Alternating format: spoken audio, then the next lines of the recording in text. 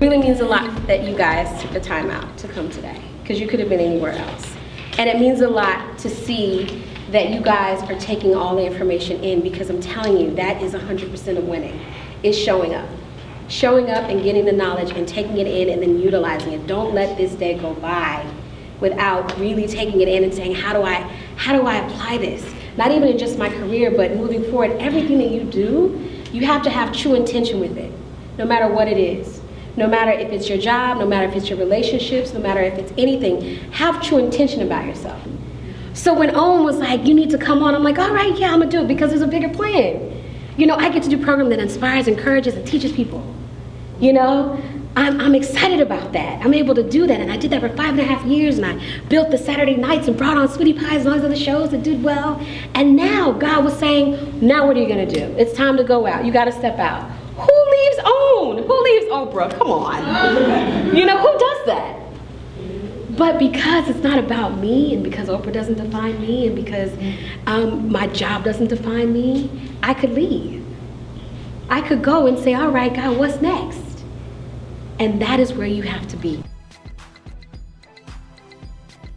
A lot of people in the industry, I feel like, want to hoard information sometimes. You know, a lot of times it can be hard to figure out, as a lot of people said here, you know, who do I, besides Google, you know, Right. Who do I talk to? How do I get in? Did this come out of somebody, you know, giving information to you, or why did you decide that it was important to reach back and really share with the next generation? You know what, I get so many questions just on the street, people knowing what I do and just not having a platform, or just not knowing where to go and where to get the information. And it's so much to share in like 5-minute sound bites, you know what I mean? And so after years of getting that, and then having people come into the room, you know, and just not being prepared because they just didn't know, and knowing that that was probably their only shot, I just felt that anytime that I'm able to have that opportunity, I'm going to do it. How does someone have faith, or, you know, have a confidence about, you know, pitching something and not worry about it being stolen? Well, here's my thing. When you're in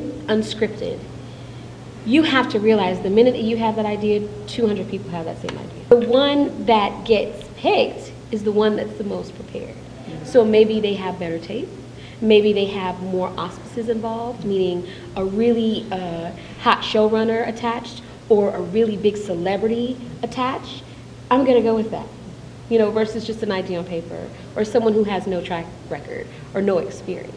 So all of those things come into play. So you have to know that if you're in that world and you're in unscripted, just know that you may not be the only person with that idea.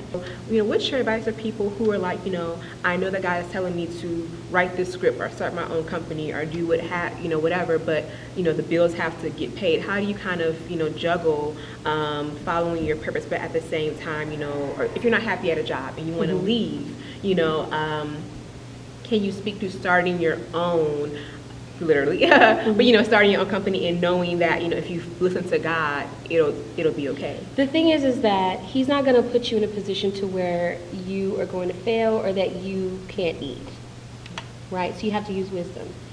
I'm a true believer in work and use that job, if that's not necessarily purpose for you, using that job to fund it. This job is funding my purpose, you know. And that's kind of how I looked at it to a certain degree as I began to rise in my career, but knowing that I wanted to do these other things, putting money aside, having a plan, building it out, gathering my resources, you know, putting my relationships together, setting up things so that when it was time for me to transition, I was already prepared. I was already ready. And there were so many times where I was like, I'm ready to jump ship now. I can't take it anymore. It wasn't time. It wasn't time, and God was showing me, listen, even in the midst of your, you know, discomfort, there are lessons, and don't leap before you're ready. Don't be silly. You know, just because you're in a situation where you're not happy or you're uncomfortable, use that as a lesson. I'm teaching you something. I'm growing something in you. I'm pruning.